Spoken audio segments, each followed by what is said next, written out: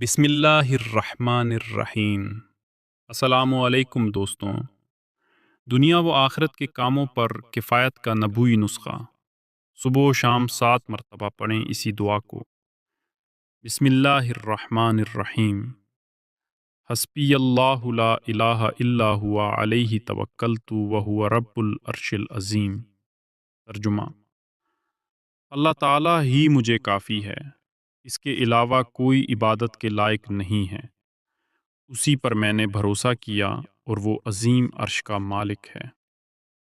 فضیلت: جو شخص صبح و شام کے وقت یہ دعا 7 مرتبہ پڑھ لے تو اللہ تعالیٰ اس کے دنیا و آخرت کے کاموں میں کفایت کرے گا۔